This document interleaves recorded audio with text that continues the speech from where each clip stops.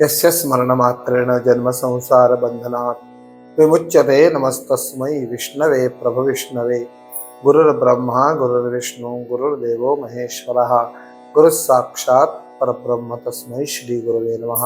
अवधूत चिंतन श्री गुरुदेव दत्त। भगवान दत्तात्रेयांना नमस्कार करून, सर्व श्रोत्यांना नमस्कार करून मी माझ्या भागवताच्या चिंतनाला प्रारंभ करतो।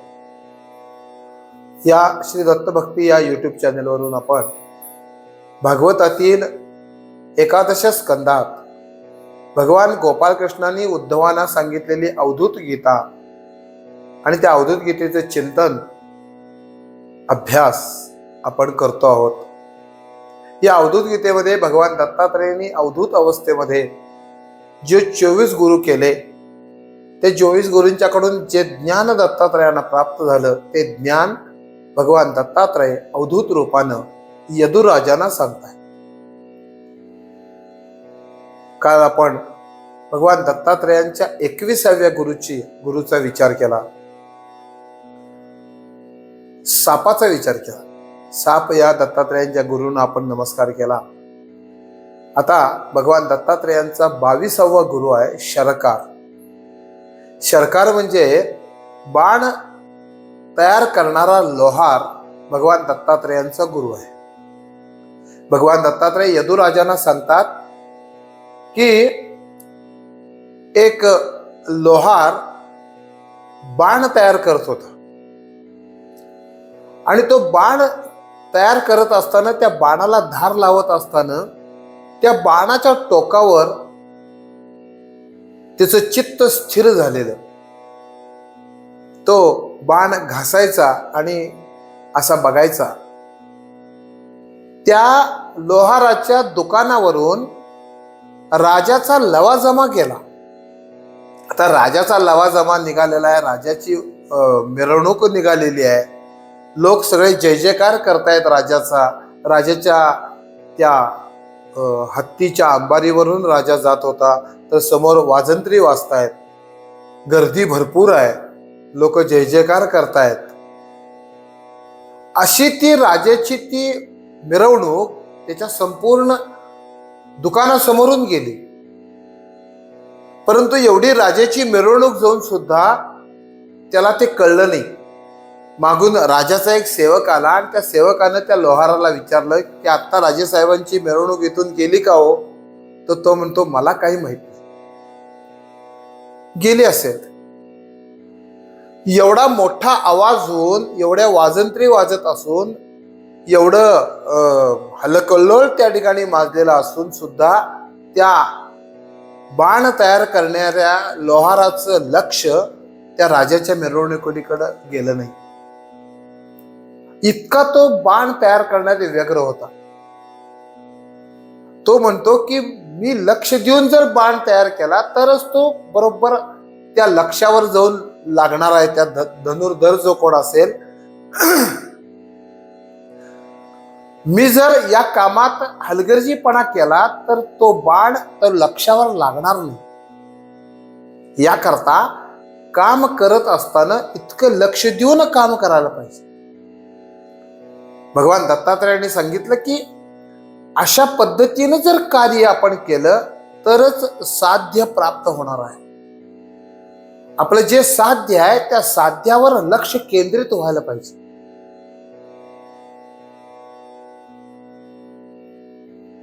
हे जे मन आहे, हे मन अत्यंत चंचल आहे, सर्व ठिकाणी जाणार आहे। आपल्याला आपण इथं बसलेला असतो, परंतु ते कुठं कुठं फिरून येतं। चंद्रावर जायला चंद्रयानाला किती दिवस लागतात, परंतु हे बोलत असताना सुद्धा हे मन 10 वेळा चंद्रावर जातं आणि 10 वेळा परत येतं। इतका हे मन चंचल आहे। या मनाला आवरता यायला पाहिजे, या मनावर विजय मिळवता यायला पाहिजे। मन हे चित्त एक अलंबनात्मक व्हायला पाहिजे। जोपर्यंत एक अलंबनात्मक मन होत नाही, चित्त होत नाही, तोपर्यंत आपण त्या लक्ष्यापर्यंत आपण पोचू शकत नाही। याकरता श्रीमद वासुदेवानंद सरस्वती स्वामी महाराज आपल्या दत्तमाहात्म्य या ग्रंथामध्ये सांगतात की पहिल्यांदा सुरुवात कुठून करा अभ्यासाला, तर श्वास जय पहिल्यांदा करून घ्या. याकरता प्राणायाम करा. महाराजांनी अष्टांग योग सांगितले. प्राणायाम करा. या श्वासावर पहिला विजय मिळवा आणि मग हळूहळू हळूहळू या ध्यानाकडे चला. तुमचं जर त्या निर्गुण निराकारामध्ये जर ध्यान तुमचं लागत नसेल तर सगुण साकाराचं त्या मनाला ध्यान लावायचा प्रयत्न करा. आणि सगुण साकारामध्ये एकदा मन स्थिर व्हायला लागलं की मग हळूहळू त्याला निर्गुण निराकारापर्यंत न्या. हे मन जोपर्यंत तुमच्या ताब्यात येत नाही तोपर्यंत ते लक्ष्य जे आहे परमेश्वर प्राप्ती ते आपल्याला होत नाही. आपण लहानपणापासून एक कथा ऐकतो की द्रोणाचार्य या पांडवांचे आणि कौरवांचे शिक्षक आहेत, धनुर्विद्या शिकवतात. एक दिवस या गुरुजींनी केलं काय तर आपल्या सगळ्या शिष्यांना एका झाडापाशी बोलवलं आणि त्या झाडावर एक पोपट अडकवला आणि त्यांना सांगितलं की त्या पोपटाच्या डोळ्याला बाण मारायचा आहे. एका विद्यार्थ्याला बोलवलं, त्याला सांगितलं त्या धनुष्याला बाण लाव. त्यानं धनुष्याला बाण लावला, परंतु सोडायच्या अगोदर गुरुजींनी विचारलं की तुला काय काय दिसतंय. तर तो म्हणतो मला झाड दिसतंय, मला पानं दिसतात, मला मागचं आकाश दिसतं, आकाशामध्ये उडणारे पक्षी दिसतात, झाडाला लागलेले आंबे दिसतात, मला तो पोपट दिसतो. गुरुजींनी सांगितलं की तू बाण मारू नकोस, तू खाली ठेव. दुसऱ्या विद्यार्थ्याला बोलवलं, त्याला सांगितलं धनुष्याला बाण लाव आणि त्यानं बाण लावल्याबरोबर त्याला विचारलं की तुला काय काय दिसतंय. त्यानं पण सांगितलं की मला झाड दिसतंय, मला पानं दिसतात, मला आंबे दिसतात, मला पोपट दिसतो. सगळ्या विद्यार्थ्यांनी हेच सांगितलं. गुरुजींनी कुणालाही बाण सोडू दिला नाही. शेवटी अर्जुनाला बोलवलं आणि अर्जुनाला सांगितलं की धनुष्याला बाण लाव आणि अर्जुनाला विचारलं की तुला काय दिसतंय.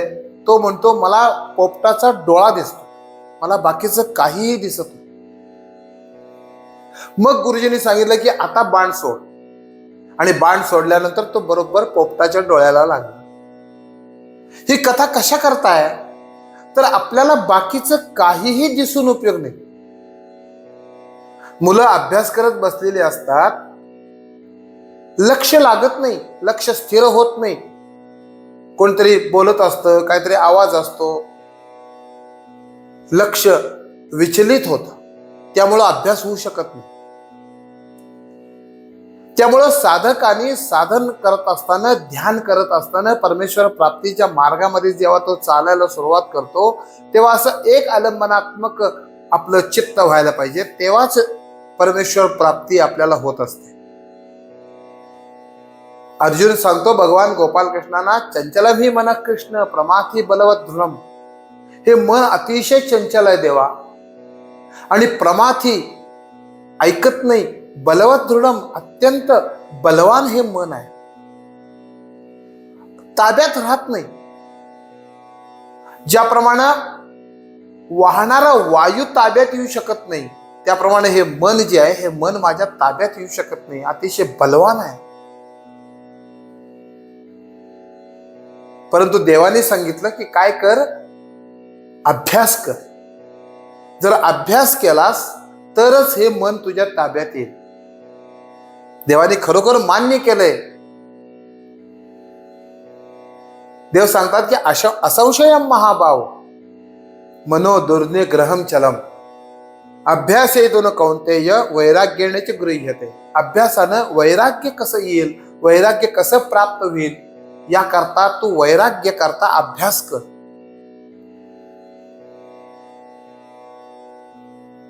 अभ्यास फार महत्वाचा आहे आणि हा अभ्यास करत असताना मन आपल्या ताब्यात कसं येईल याचा अभ्यास महत्वाचा आहे.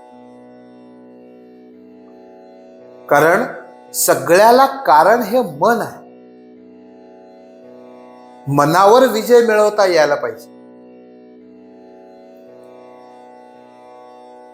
अर्जुन म्हणतो की मन चंचल आहे, परंतु चंचलम ही मन कृष्ण प्रमाती बलवत दृढम या श्लोकावर भाष्य करताना ज्ञानेश्वर माऊली भगवंताच्या मुखातून बोलतात. ज्ञानेश्वर माऊली काय बोलतात तर यया मनाचा कीर चपलची स्वभाव का, या मनाचा स्वभाव चपल आहे, हा मनाचा स्वभाव आहे. अर्जुन म्हणतो मन चंचल आहे आणि ज्ञानेश्वर माऊली म्हणतात की मन चपल आहे.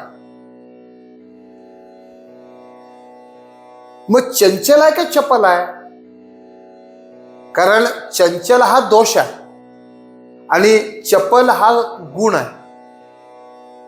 कारण ज्ञानेश्वर माऊली गुण बघतात मनाचा आणि अर्जुन मनाचा दोष बघतो. चंचल म्हणजे काय तर एक काम करत असताना ते काम अर्धवट सोडून दुसरं काम करणं, याला म्हणतात चंचल.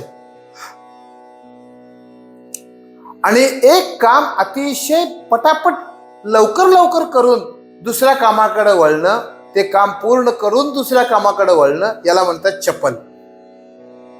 ज्ञानेश्वर माऊली म्हणतात की या मनाचा स्वभाव चपल आहे.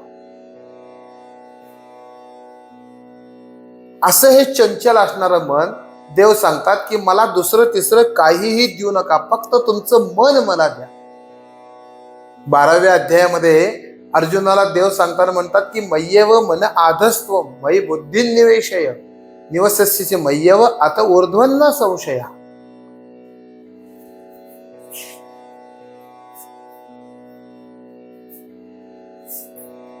विनोबा भावेंनी गीताई जी केली, त्या गीताईमध्ये अतिशय सुंदर श्लोक दिलाय.